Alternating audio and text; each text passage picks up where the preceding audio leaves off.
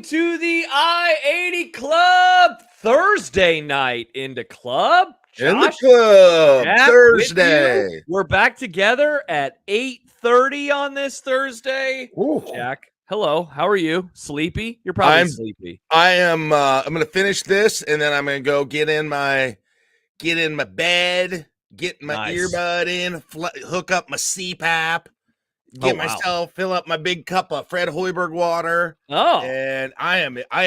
It's one of those nights I am fired up to go to bed, baby. Let's go. dude.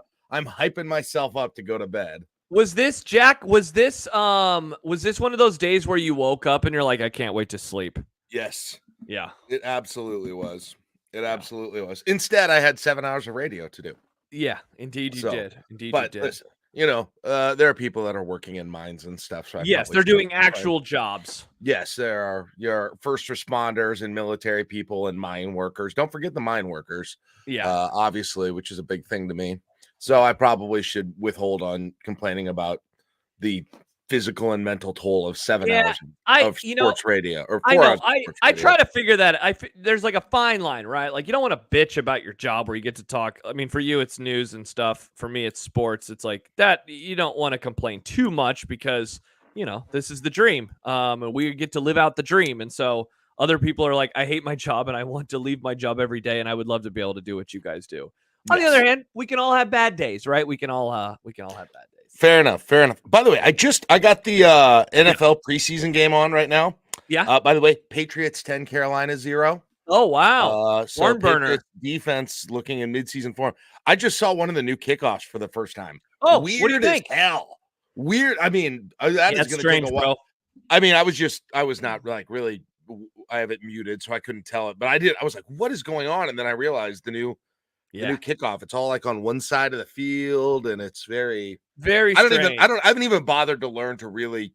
I probably read about what the rules were when they said they were going to do it, and now I don't even remember. So I'm gonna have to learn that here pretty soon. We John and I did a segment on this a few weeks back, and we put it up on YouTube. If you want to watch, we have graphics and we broke it down. And so if you want to, if you want to do a nice deep dive, I'll see if I can find it. I'll post it in the chat for you. A couple of house cleaning things. We appreciate everyone for being up for joining us a day later because of Jack having some stuff going on back on our usual schedule. And Jack, dare I say, we are done with vacations and moving things around, right? Like that, we are good to go, I believe. I don't know when I'm gonna be able to take another vacation at work. So yes, that is definitely true.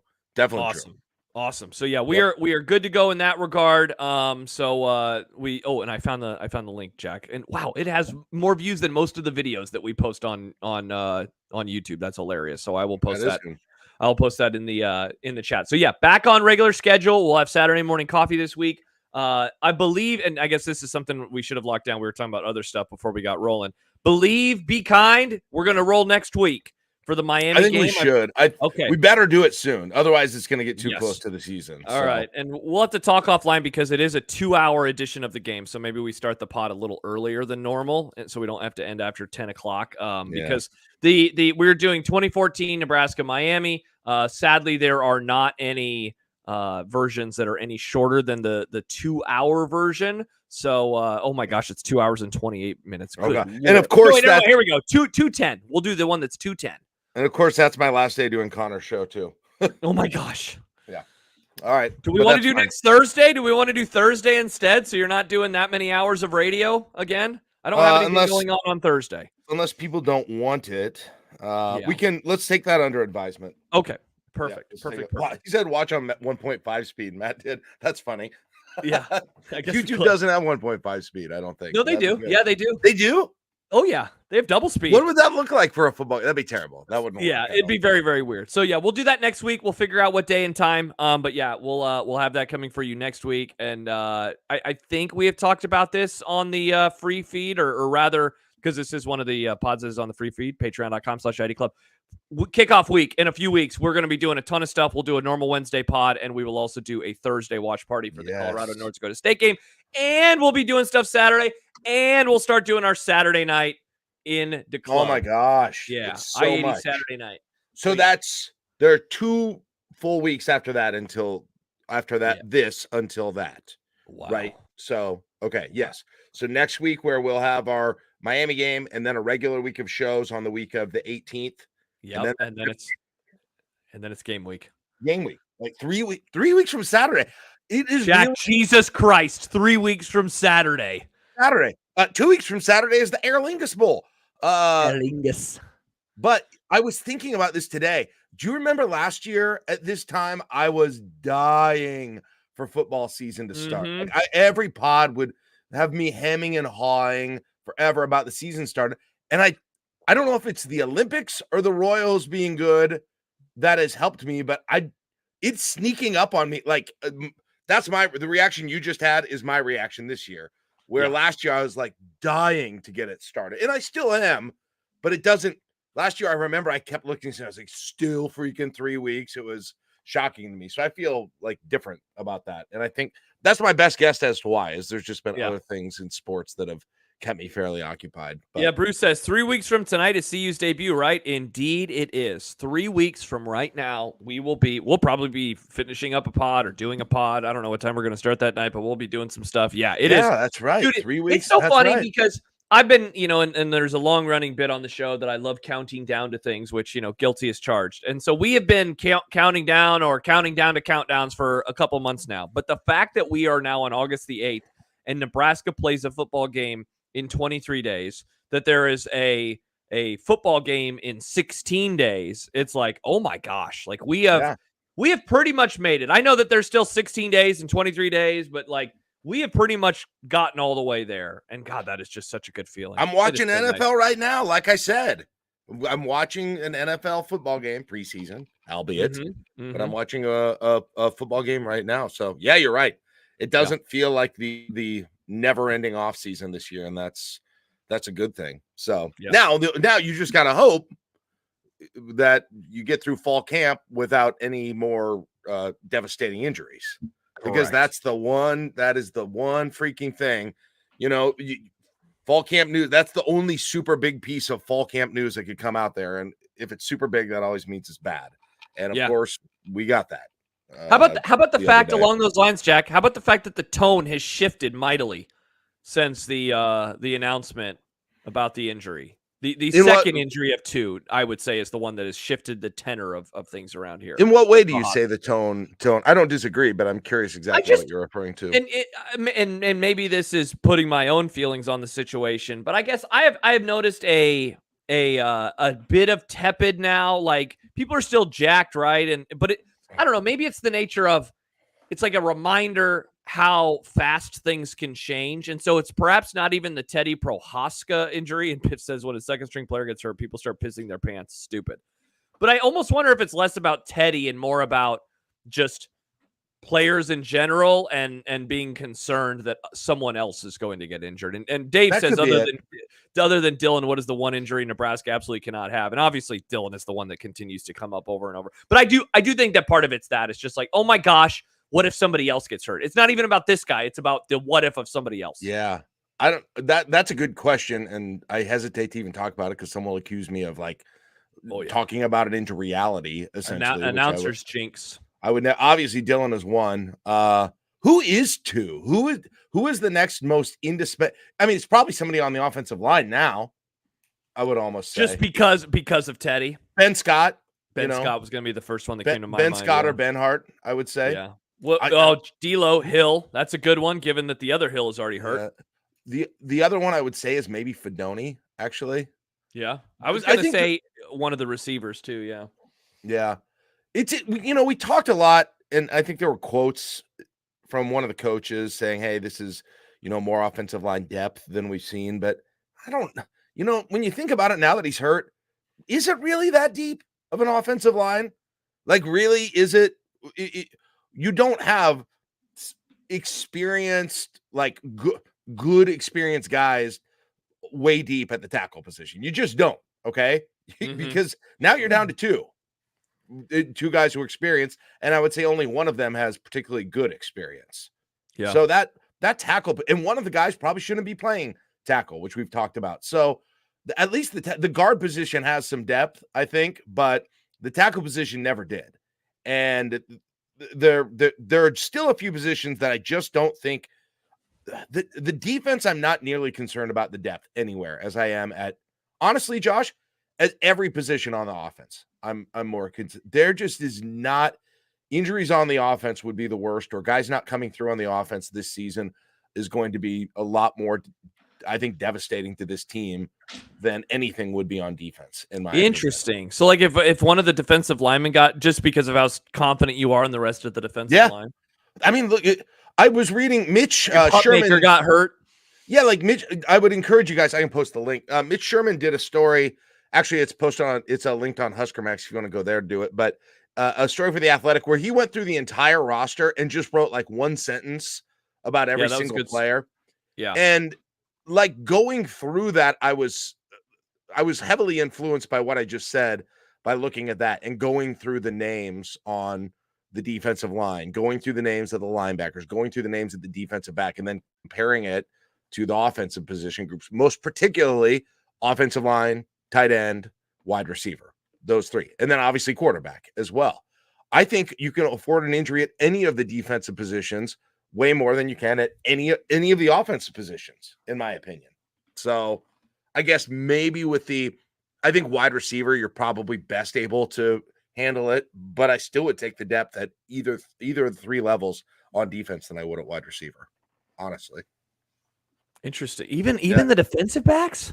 Yeah, there's just a lot of and a little bit of that on the defensive backs is I probably I'm giving the benefit of the doubt to more young guys on the defensive backs than I am the younger guys who do have experience than the wide receiver. So that's probably a fair argument, but I continue to hear enough good things about DeAndre Barnes and Jeremiah Charles, right? And some of these guys that really haven't played all that much, and the younger Buford, all of those guys. I feel like I've heard so much good stuff about those guys.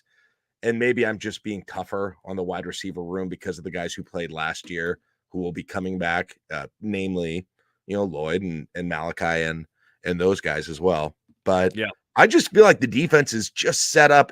And again, so many of you're putting a lot of faith in the front seven, it seems like, or the front six, aren't you?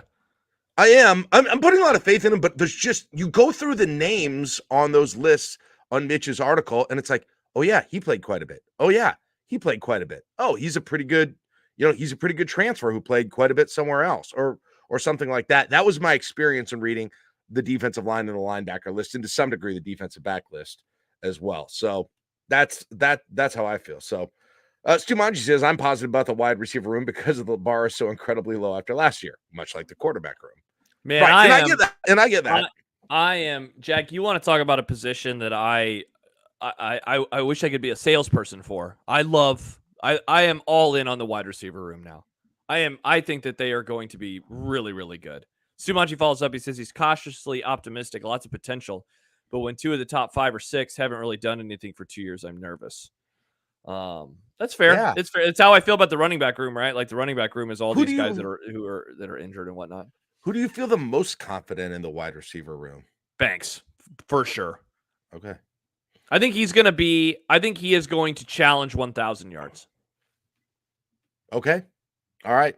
And maybe I'm being overly skeptical about him because he did it somewhere else, and I just have that built-in skepticism that comes from a transfer, wondering if he'll be able to do it here. So that might not be fair on my part. And D'Lo asked in general if, for instance, if Tommy Hill goes down, who fills his spot? Well, I suppose eventually Blyhill. It sounds like Buford was actually playing cornerback on Saturday night. He was the one who was out there starting first. So he's moving people around all over the place in the defensive backfield. Wright might be the guy at that point. Blyhill eventually. Who else are they look at? There's so many names that there just are a bunch of options there, even though fair to mention that they're not guys who have a lot of experience, at least in that position, I would say. Yeah. Going back to the receivers for a moment, Nayor was someone that I was a little skeptical on, just because, kind of like what Sumanji mentioned, he hasn't really performed well the last 2 years, and that's because of injuries. He was really good at Wyoming his last year there. From all reports, it seems like as Mitch wrote about him, Texas Texas transfer shows elite athleticism and ability to run after catch. It seems like he has performed very well as they're preparing to get going. And then you got the young guys, whether it's Lloyd or Coleman from last year, Ja'Cory Barney, people, are super high on him. And I'm starting to wonder, Jack, and I haven't heard this directly from anybody outside of just like reporters coming on our show. Sipple has mentioned it, but I'm starting to wonder if Carter Nelson is like going to do something actually like good this year. It's interesting you say that because I talked to Sam on Monday when I did Connor's show, and Sam, it was like Sam wanted to say something, but he didn't want to go too far with saying it on Carter Nelson. You know that feeling that you have with an interview? Sometimes they're like, hey, put a pin in this, right? Yep. And I think I feel like I talked to somebody else about that too, who saw him on Saturday night. So I'm sure it wasn't a huge sample, but apparently I think probably what we're both talking about, Josh, is he did enough Saturday night, and neither of us were there to see it, but we both to talk to people on Saturday night where they saw enough out of him that they were fairly impressed how he looked right off the bat. And what Sam said, and I'm very much paraphrasing from memory at this point, but his biggest thing was like, he's got to be able to catch the ball. He's got to catch the ball. He said that multiple times this week. Yeah. Yeah, he said he's got to be able to catch the ball, but he is going to get open, is essentially the way Sam kind of put it to me. And it got me excited because I'll tell you what, when I don't know what I thought you were going to get out of him this year. I didn't know they were going to move in positions. And then they said they're going to put him at wide receiver. And I couldn't quite figure that out. We talked about it. I couldn't totally figure it out. Yeah. But maybe, man, that'll be impressive if he can jump in, not even having been there and being there in the spring, jump in at a new he's a traditional high school guy and that he was doing track or, one of the spring sports before he got there. You want to come do track and go to his prom in Ainsworth, right? And play basketball, and go to the state tournament and play basketball, and did all of that, and then comes in. I say switches position, but to some degree, he was playing a completely different game of football the way he was playing it in high school, and obviously in some games, and in all-star games, he played 11-man football, and he really everything. The position switch maybe isn't that big of a deal, just because again, he was playing 8-man, right? And what's the difference between a tight end and a wide receiver and 8-man? I don't even know. I don't know the answer in that exactly. But yeah, everything that I've heard when they went through the list, a lot of the wide receiver talk is kind of boiled down to the order that they played in that scrimmage. So Banks, Neor, let's see, and I don't know who the third one in the first group was when they were naming it, and then Coleman and him. Maybe Garcia Castaneda was up there too, but I was surprised, and I'm mildly excited about it. That adds a little bit of an element of intrigue to that position group for me. Yeah, absolutely. D'Lo writes, Banks' stats last year were not exactly mind-blowing. Definitely not mind-blowing, but pretty good. 653 yards, 59 catches, 11.1 per. Yeah, that's 4 touchdowns. Kind of why I'm on the fence with being okay. Like I think he's going to challenge 1,000 yards. Interesting.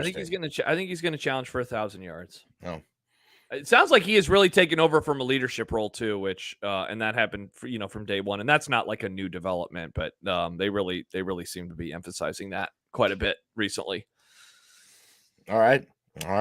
And I agree with Josh. He says, I think he'll be good, not Palmer good. I think he's going to be good. They're just such different types of players. Like, I don't think he's going to be that type of a burner. Palmer was, freaking incredible. But at this time, 2 years ago, I definitely didn't see 1,000 yards coming. Like, it took me a while to warm up to him being a really big impact player on the roster. Yeah, for sure. So, anyway, okay, so that kind of began the discussion with the Prohaska injury and ended up going on a bit of a tour of the entire roster. One question that I've been talking about this week, I guess I didn't get to it on my show today, so maybe we can discuss it a little bit here. And I'm not sure it matters all that much. It really doesn't in the long run because we all know how this is going to end up. But do you think it's interesting? What do you think Rule is going to do in terms of when he says something about the quarterback position, about who's going to start? Assuming it'll be Dylan Raiola. Yeah, it's going to be Dylan Raiola. My theory has long been next weekend. Like it's 2 weeks out from the opener. And if I'm remembering right, that is like one of the last big scrimmages that they always do. And so I think it's going to be then. I definitely think that we will know by the time that the Monday press conference of game week is over, by the time that Matt Rule finishes up that press conference. But I think it's going to be before that. So I think it's going to happen soon. I do too. Everybody knows. Why? My question, Josh, is at some point, why wait? And I ask that, like, because all it does mean you can just quit getting the question. Yeah, I know. If you do it. Yeah. Like, why wait? I laid out, when we had Sipple on Tuesday, I laid out like 3 potential reasons for why it hasn't happened yet. And like the first one was to keep him like engaged in the quote unquote earn it type thing, which like, I don't know. You can kind of take it or leave it. One of the other ones is certainly making sure that I guess Harburg isn't going to want to bail. But again, like everybody knows. He's got to know, right? He knew that this summer. He knew that this spring. Yeah. I don't know. Yeah, deal. It's not like he's competing with some stud. Bruce says feels like he's been heavily hedging it. Yeah, everyone knows he led the team out the other day. They always talk about him, and then they're like, oh yeah, and Harburg's doing well too. It's so funny how players talk about him, how the coaches talk about him, where they'll praise him about like, yeah, he came in and he did all these audibles, and then it's like, oh yeah, and Harburg, he had this 5-yard pass that was pretty nice. It's so obvious what's going to happen. He was on a podcast. Rule was on a podcast 2 days ago, I believe, the Zach Gelb show. I don't even know who that is. Yeah, the Zach Gelb show, and he asked him. Basically, it was like, "Do you have any update on the quarterback position?" And he hedged it again, right? He was just it was just like this. He talked a lot about Raiola, though. I mean, he said everything about Raiola except that he was starting, essentially, right? Exactly. He was on his work ethic. He studied everything. If a receiver lines up wrong, he knows it. A lot of guys, when they're that age, they're playing not clear-minded because they know what they're not supposed to do, but Dylan knows what every guy on the field's supposed to do. He said that, right?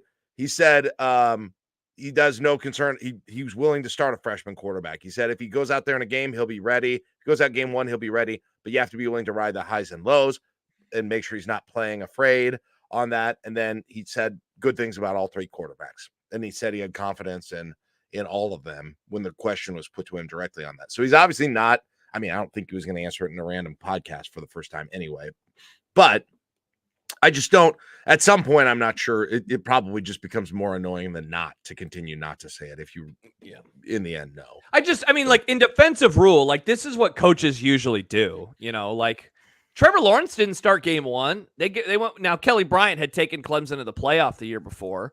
Yeah, but he didn't start game 1. But like we do, Dave says counterpoint. Do we really need Rule to tell us that the sky is blue? Yeah, like it's obvious inside of the program who the starter is, and so like acknowledging it outwardly, like there's something to that because it means something, right? Is like it is a part of the process, but inside the walls, everybody knows, this isn't going to be some shock. Listen, I don't care. I personally don't care if he does or not. I just feel like it would get a little bit of, again, it would get people to stop asking at some point.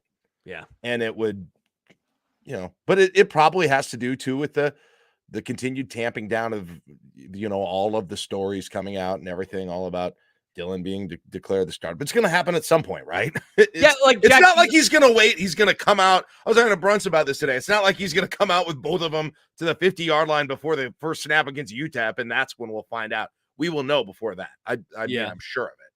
Yeah, for sure. Yeah, it's done, and it'll be. It's just gonna be nice when it is that thing that you don't have to talk about anymore. That you can just kind of move on from.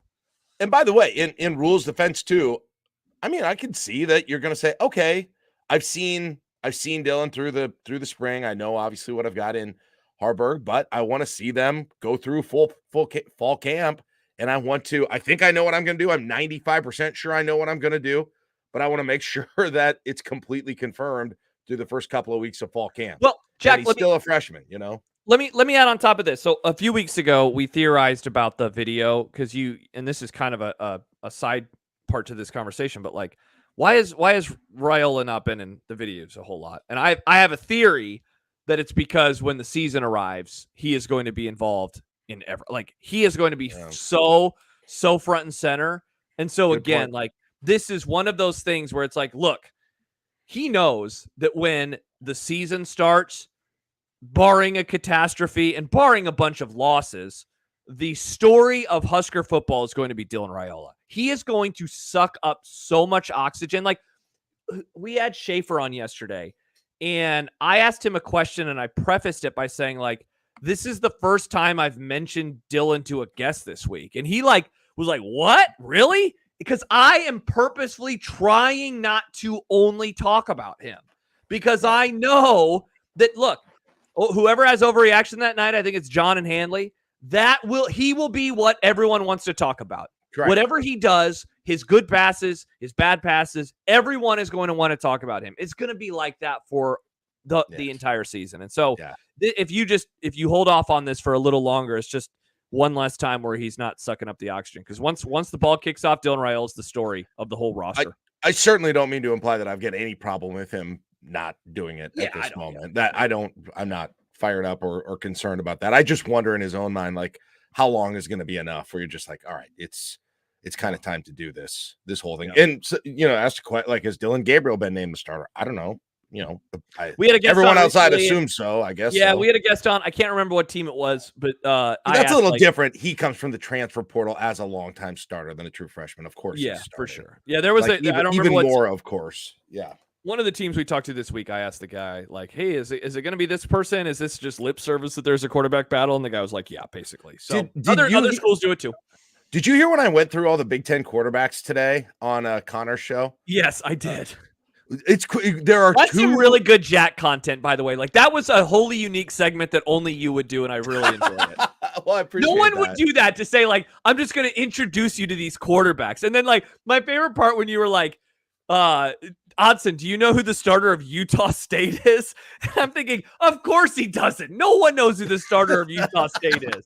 It's Spencer Petras, by the way, for those who are wondering. It's Spencer Petras starting for Utah State. The transfer portal and quarterbacks blows my damn mind, because you'll watch a game and you'll be like, I had no freaking idea. No idea that quarterback played for that team. Last year I had that moment no less than 10 times. Yeah. And I wanted to get a little bit. That was a good bit. That was a very funny segment. I want to get a little bit ahead of it. But the truly interesting thing about it is, Josh, is outside of Drew Aller, there is no one in the league who is coming in with experience at their school, like extensive experience at their school. There's no one.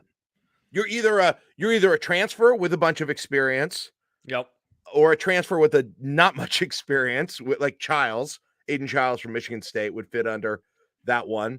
Or you're a guy that's been waiting in the wing, right? Like USC's quarterback. I can't even think of his name right now. Or UCLA's quarterback is like that as well. Like Aller and Raiola are each in their own group on that whole thing. As in, Aller's been at the same place. He hasn't transferred in. He's got experience there. And Raiola obviously hasn't transferred. Otherwise, I think there are only 4 guys who are starters who didn't transfer at one point in the entire conference out of 18, which is crazy. So, and that's who was it? It was Aller, it was Raiola, and then who were the other 2? Do you remember?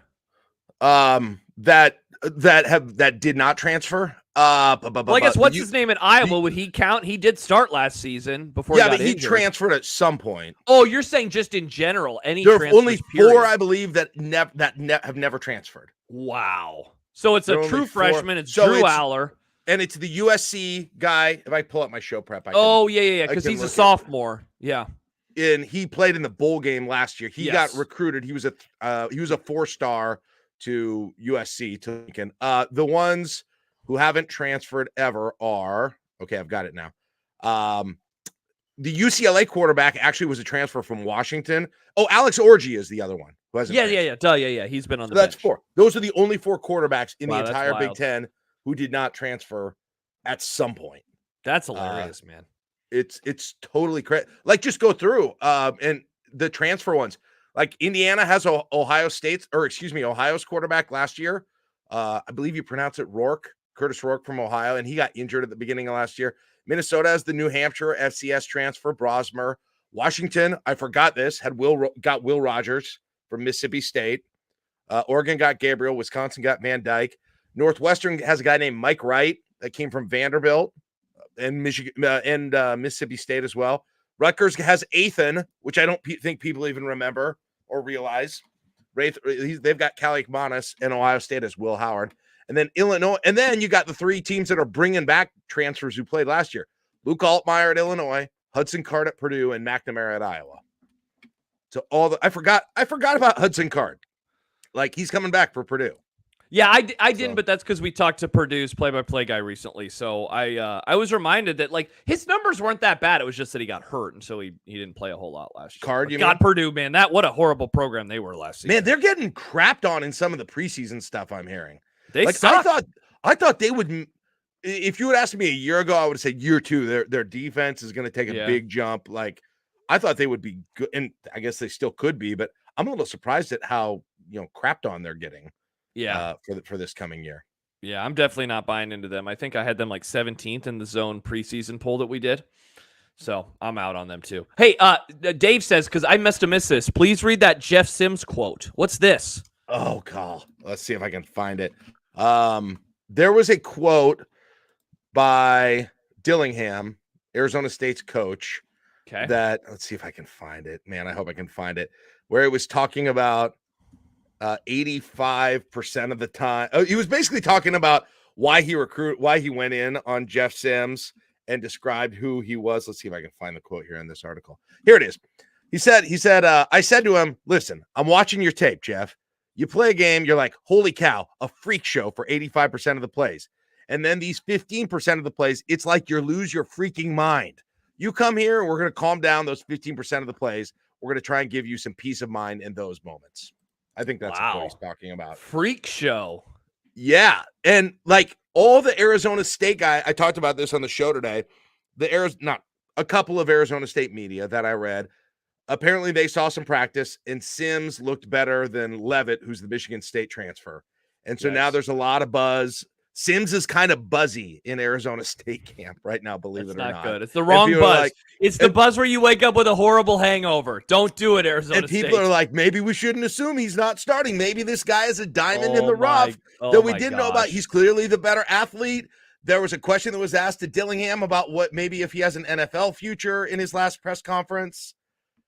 Like the Jeff Sims, be ready for Jeff Sims and the comeback as a Sun Devil. I'm just warning you all right now because you're starting to see some smoke from that at Arizona State. By the way, for those who are wondering, hey, when does Arizona State play week 1? Because if Jeff Sims starts, I definitely am going to want to watch that game.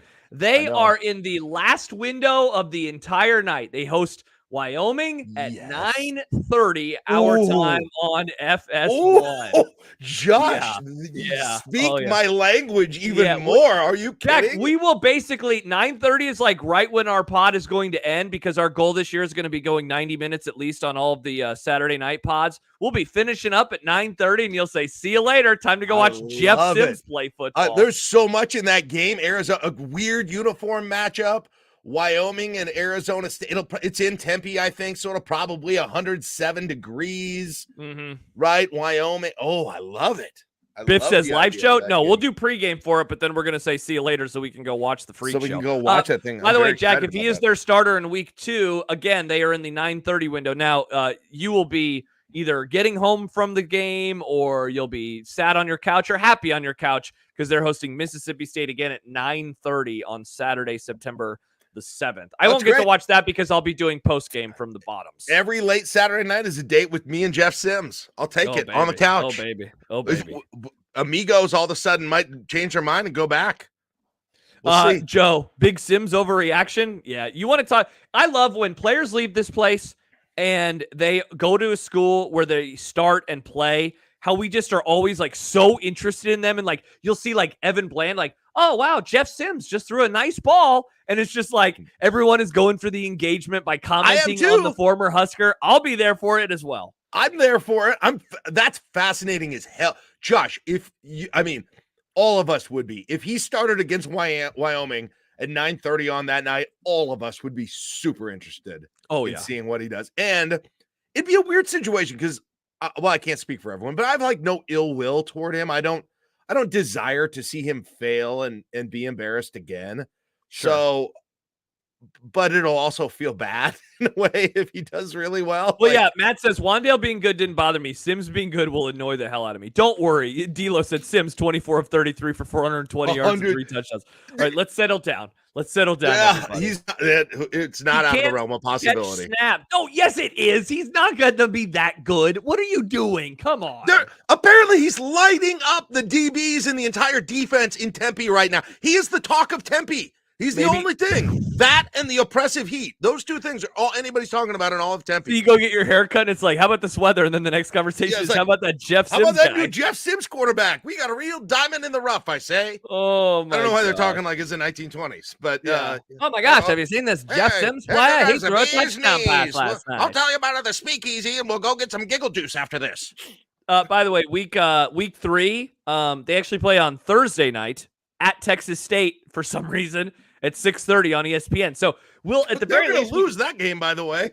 So you do double TV setup that night. On one TV, you got the Miami Dolphins and the Buffalo Bills, and on the other TV, you have Jeff Sims and Arizona State at Texas Tech or Texas State for some reason. We don't really have a whole lot of other transfers to follow, right? Transfers former out Huskers of the program, yeah. No, not really. This is what happens when Matt Rule keeps almost all of his players. Yeah, what's his name? Who is the Ernest Hausman? I guess if you want to still watch him. Oh God, that one still burns. Yeah, I'll be following Ethan Nation very closely when I find out where he transferred because I don't know where he did transfer. I don't remember either. By the way, Jack, I have the Olympics on right now, and wow, the Noah Lyles after that 200. Good Lord. Yes, I was watching that. Yeah, we were like, did they announce that he had COVID before? Well, I didn't have the sound on, so I didn't know what was happening because I was doing the radio show. Yeah.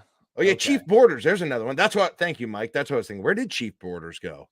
Yeah, I'll be honest to Chief. I really don't care about him. I'm not going to turn on a random game to watch Chief Borders. Pittsburgh. I'm going to be watching Narduzzi and the boys every Saturday to check in on my former friend Chief. Hey, come over here, Chief. Hey, guy.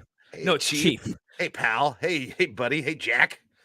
Armac says Husker Vision needs to do Portal Big Red and Pro Big Red. Yeah, this week's Huskers in the transfer portal. Nebraska placing its players at some of the most successful programs in college football. That's not a bad idea to see. Hey, here's what Ernest Hausman is up to these days. And then on their bye week, bring them back, right? And do a ceremony. They go up and they throw the bones. Oh, good to see you, Ernest. Thanks for throwing the bone. Hey, take a turn with the Wiener Schlinger, Jeff Sims is waving to everybody. Hey, good to see everybody again.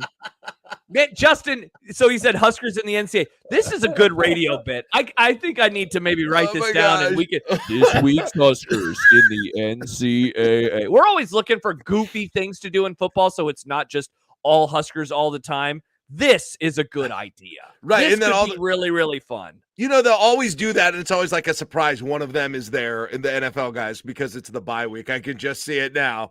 And then they go to the sideline and you're right. They're doing this. I love it. Oh my That's a freaking hilarious. That was hilarious, Harmac. That's very good.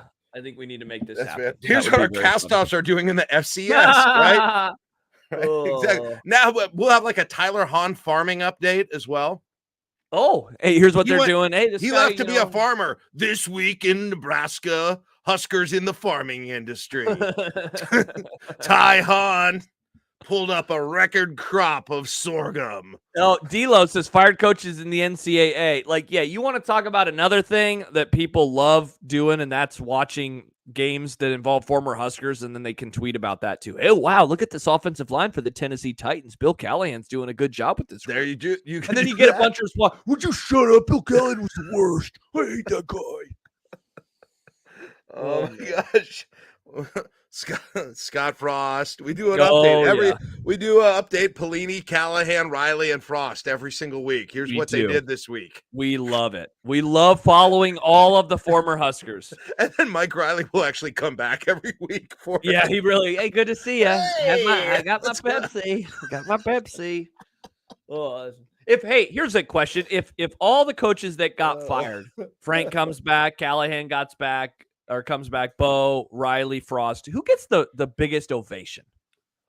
I hate to say this, but it's Bo. You think it's Bo? Yeah. Yeah. Sorry, sir. We did not appreciate your 9-win seasons. Thank you for your service. It's Bo, and then it's probably eventually. Well, and it might be Frost eventually too. What about Frank? Obviously, Frank. I thought you were counting. I thought he already came back. Let's push Frank off to the side.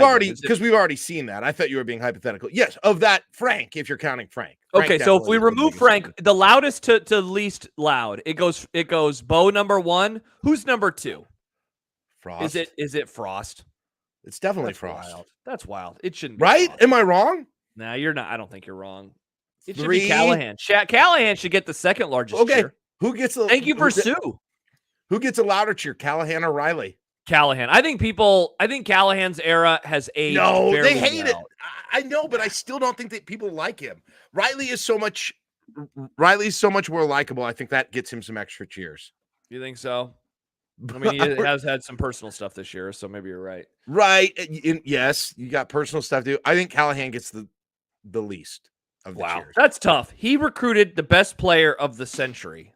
The best player in college football of the century. He recruited that guy. His name is Ndamukong Suh. By the way, how about throwing out the comparison to Sue on the freshman defensive lineman whose name I can't even think of right now? The guy who changed his last name? Is that who it is? I don't know. But yeah, he was going by. He reminds me of somebody who used to wear 93, and I was like, "Whoa, that probably wow." Yeah, it is. Who is it? It is Keona Davis. He was I assume it was that guy, right? Was it Keona Davis? He was when he signed. He was Keona Wilhite. Okay. Mitch wrote about him. Washington signed. He flipped Huskers last winter and showed up looking like a specimen. Whew, that's a word. Yeah, and whoever, I don't know which coach said it, but he said he's looking like the guy who used to wear 93 here, and he wasn't talking about Jared Tomich or some other rando, Wow. Nah, the Jared's a rando, but yeah. Don't put that on him, man. Holy cow, what are you doing? Well, hey, don't worry. The starting quarterback's only getting compared to the best guy in the entire NFL, so, let's just start comparing everyone to really great players. Maybe what was the comparison? Jefferson. What was the comparison that Frost was making about a guy or someone that kept coming up? You guys talked about this. We did. There was a comparison to a form. This is years ago. You'll have to. This is a very vague memory. There was a player for Nebraska that was it. It was Cam. It was Cam. Dave. Cam Jurgens to Dave Remington. Yes, remember that? That was a big deal. It was Jurgens. Yeah. Yeah, because he did it, and then the guy started snapping the ball all over the damn place. Remember that? Just snapping the ball over people's heads. It was like the reverse Jeff Sims in some way. Yeah. He ended up Frost, I guess, is vindicated because he's about to be the starting center for the Philadelphia Eagles. So, in the end, he was kind of right, but Jack? Am I still here? Jack? Oh, Jack is gone. All right. Jack is gone. I don't know what happened. Okay, good. Everyone sees me. I just wanted to make sure. I don't know what the hell happened there. So hopefully Jack pops back. Are any of us still here? R.I.P. Jack. Where did he go? I don't even know what happened. Jack? All right. Well, we'll see. We can edit this part out of the pot. There's a part of me that wonders if he did the thing where he karate chops his microphone because he's so excited on accident, and then it disconnected everything. So we'll see. It logged me off. Jack got mad at me on the show today because I compared him to John. Just want that out there. Dave says 4+ hours of radio is a lot to ask of Jack's connection. Yeah. Oh, no, he just texted me the whole house lost internet. Oh, no, that's crazy. All right, well, maybe it's just going to be me for the rest of the night. Well, I didn't have anything planned to go solo, so if anyone has anything they want me to talk about, please do let me know. All right, never mind. Jack's on his way back. Thank God. But planning for a solo show is really difficult, but what's even worse is when you don't plan to be on solo and then you have to be solo and you're killing time. What the hell happened? Whole internet went down on every computer. So that was, I don't know what happened, but I'm back. So all right, good. I have no idea what happened whatsoever, but it completely died. But yeah, don't worry. I didn't blame you too much for it. So that's good. It doesn't happen much anymore. So enjoy it. Savor the flavor. Savor the flavor, because you're not going to put many of those past me anymore with this amazing setup I put together here. Yes. Cam Jurgens. That's what I was thinking of. Yes, Cam Jurgens. Yep. We've closed the circle on that discussion. Yes, we have. Whatsoever. All right, we got 50. We still have 15 minutes. Man, we're having fun. Doing good things here today. As long as my internet is working. All right, settle down. What do we want to hit for the last 15 minutes of this whole thing? I don't know. Is anything on your mind? You haven't really been talking to a microphone.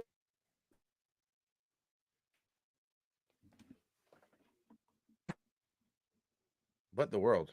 Hello.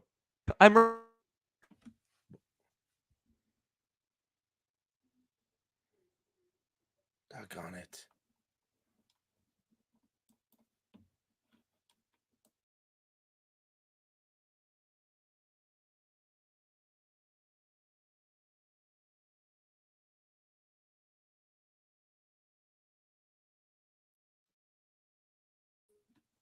Jack. All right, was that you?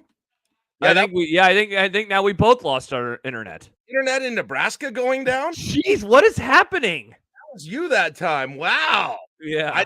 I have nothing bad to say, but that's interesting. All right. Yeah, I had said something. I'd made a joke. I said, "Yeah, you haven't really said a whole lot today into a microphone." And then you like had this look on your face of like, "What?" And then I realized like, "Oh, wait, my computer." Yeah, I heard you say you didn't. I thought you were saying I hadn't talked in the mic today, and I was like, "Oh no, have I not been leaning into my mic?"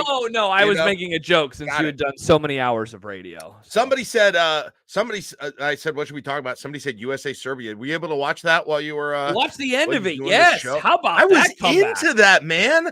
Dude. It was fun to be able.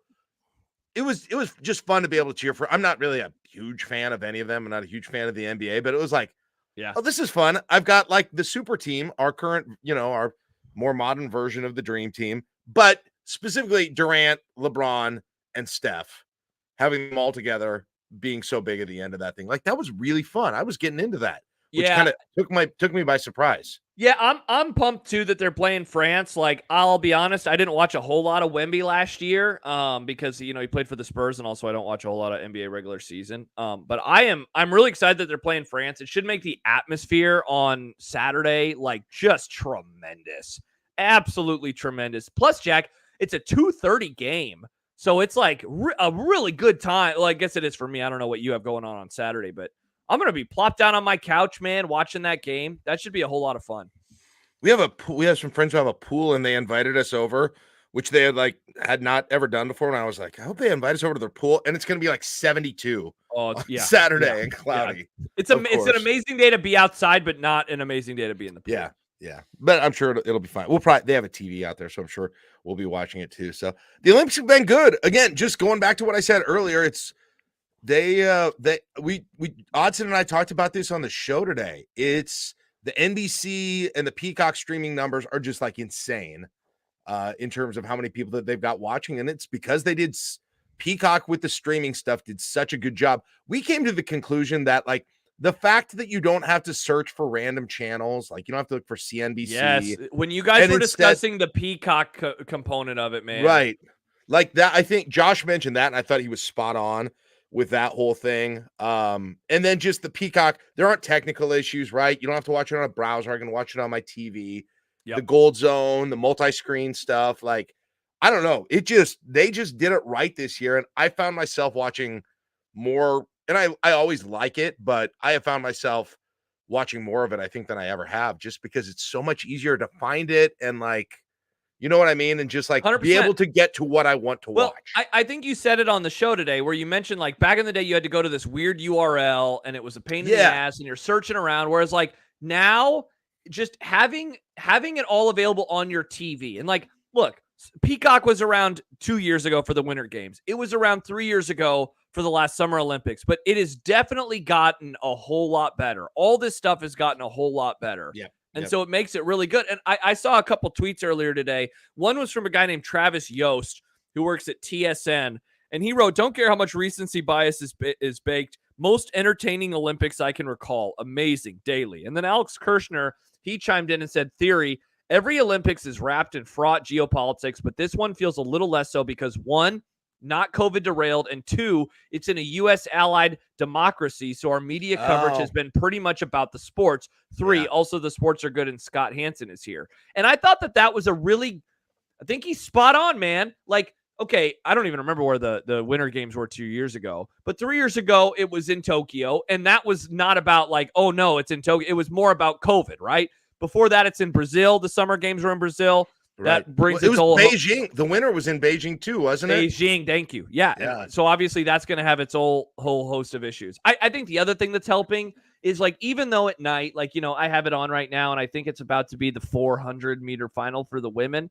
So like, even though this is on and it's tape delayed, all of the live stuff during the day is, and you said it earlier, like we have a good job in that we can watch this stuff. And like, I mean, it's literally, I can literally say it's part of my job, but like having stuff on all day, I think is super key. And for me, so when I think of my favorite sports in the Olympics, swimming and track and field, those are the ones that I want to watch. And swimming and track and field are always like noon or later.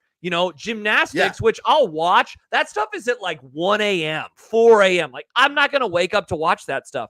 But if I want to watch something live, I got to watch the 100-meter dash live the other day. Like, you didn't get to do that 3 years ago because it was, 12 hours ahead, 13 hours ahead. This has been awesome. That last Saturday and Sunday, especially Saturday, and they were good. They were good days, lined up events, but those were like great from about 10 a.m. to about 3 p.m. It was just nonstop. And I watched the Gold Zone, and Scott Hansen does such an awesome job with that. Like, that's amazing what he does with that. But it was great. It was nonstop. And I had stuff to do and I couldn't stop watching it. I think Dilo made a really good point too. Well, I think that one you said that Kirchner made is a great point that I didn't even think of, right? In Brazil, they were talking about all the people, all of the poverty and everything that went along. And I'm sure there are problems, they're talking about the shit river in France, obviously, but it feels a little less daunting, even though I'm sure there's still stuff. And everybody wants to go to Paris, right? Yes. Yeah, for sure. Like everybody, the pictures, like you'll find yourself, at least I won't speak for anyone else. I'll watch that beach volleyball thing just because the venue is really cool. It looks great. It looks awesome. Like seeing the backdrop. Or like the fencing venue is like super cool. Yeah, the fencing venue is awesome. Fencing is boring as hell, but the venue is awesome. So I think that plays into the whole thing, whole thing too. But I was dying. Dave says, "Oh, sorry, what were you gonna say?" No, I was just dying because Biff was like, Jack Mitchell here for Peacock. Yep. You love Peacock. Dave says, "Here's my Olympics question for 2028 in LA. Will they air the good stuff live or run it during the day and package it up live like they're doing now?" They will air it live. That is going to be absolutely incredible. And so it's going to be really packed, but they'll put certainly all of the track and field finals, all of the swimming finals, all of the stuff that people will want to watch will be at the gymnastics. All of that will be at night. It'll be a lot of the prelim. It'll be live. It'll be live in prime time. Yeah. What I'd be curious about, Jack, since it's on the West Coast, will their prime time window actually extend later than normal? That's a great question. Like right now, it ends. It's going to end in a half hour, and then they do news, but then they do go back to doing other stuff. Like by the time that they end, it'll only be 8 o'clock on the West Coast. So like, will some of the good stuff end up being at like 10:30, 11 o'clock Central Time? That'll be pretty fascinating. Well, like I don't know what time it was French time, but that basketball game, I was noticing how late in the afternoon that U.S. basketball game. I was like, that's got to be late in France. It probably was between 10 and 11 in France.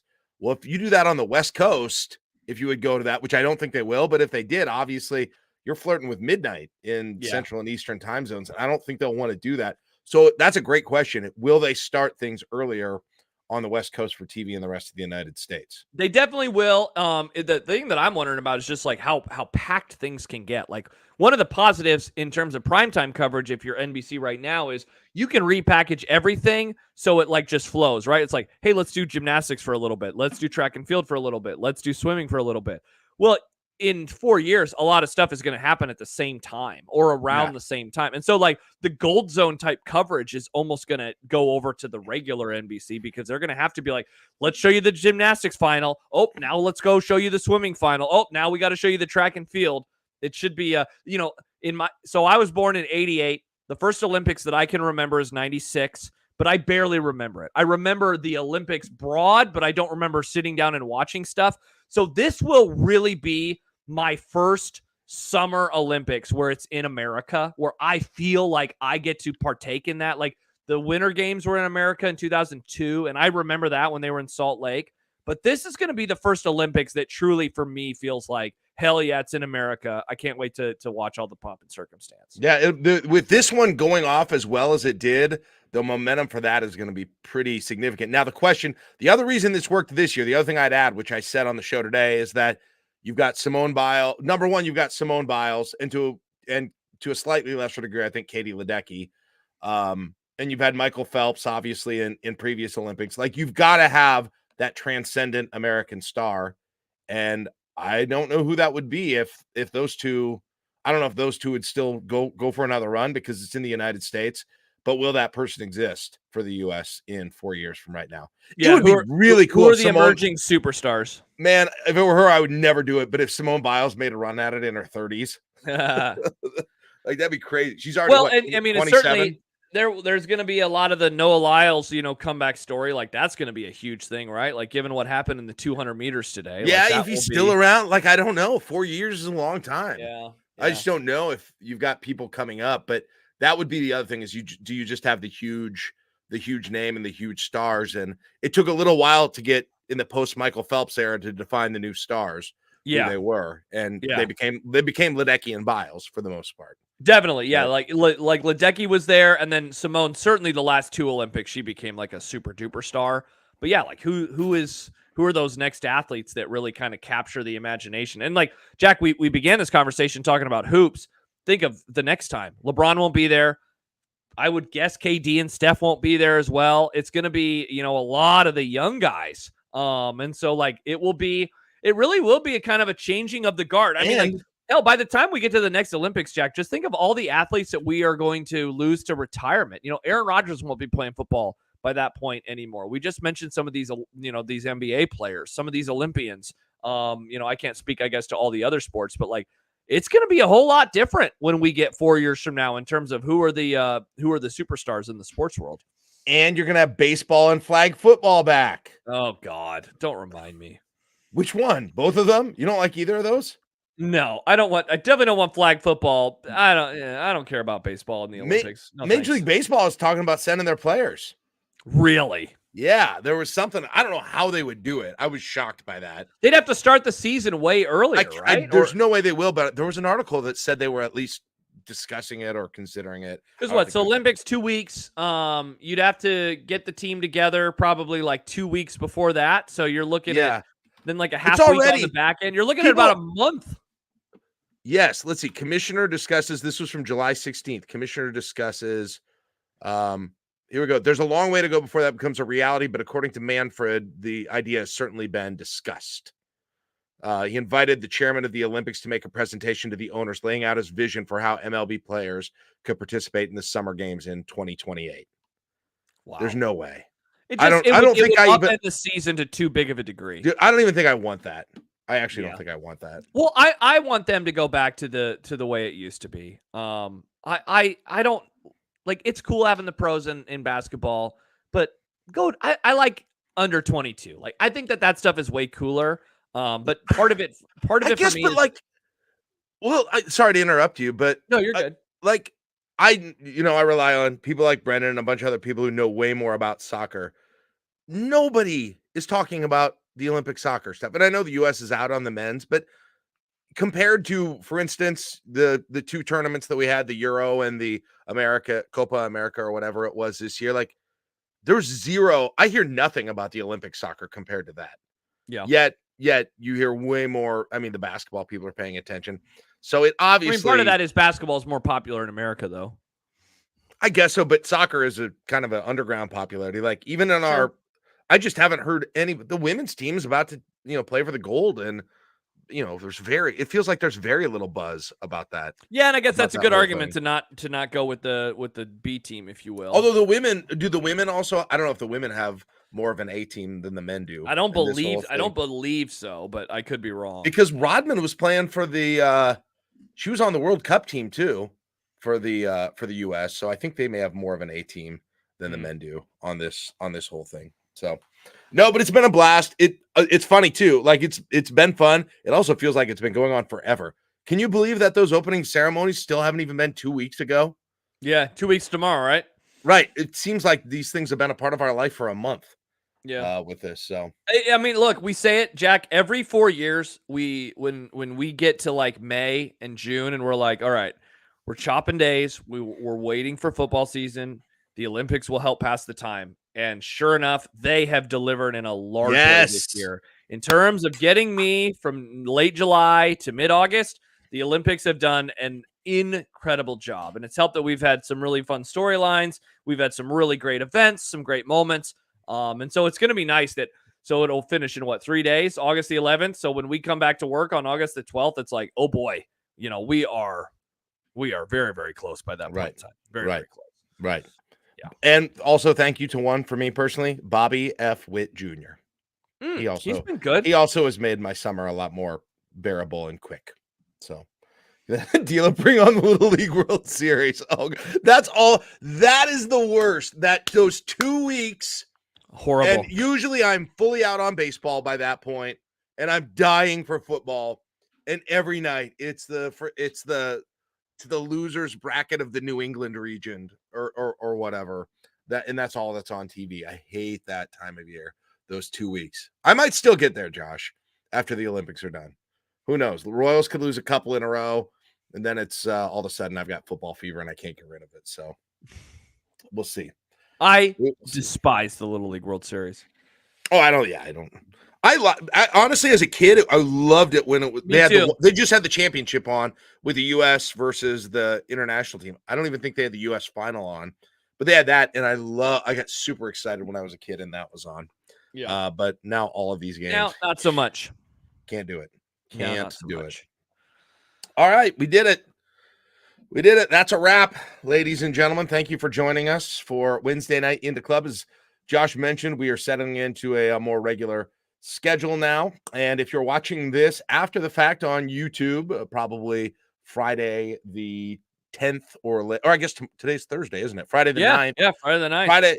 Right, we'll put this out on Friday still. Friday the 9th or later. Don't forget, you can be in the live audience. You heard us referring to some of the people who are chatting. You can be in the live audience, which we watch via Discord.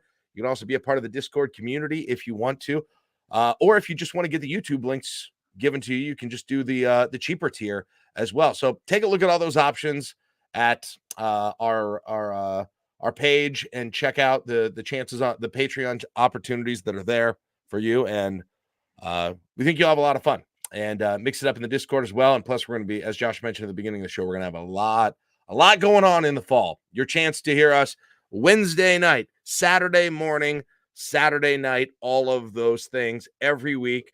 College football Saturdays alone are going to be worth the price of admission, we think, this year. So yeah, and the without giving too much away, the goal is to be doing even more NFL pods than we were doing last year, and so hopefully we will have an announcement on that soon as well.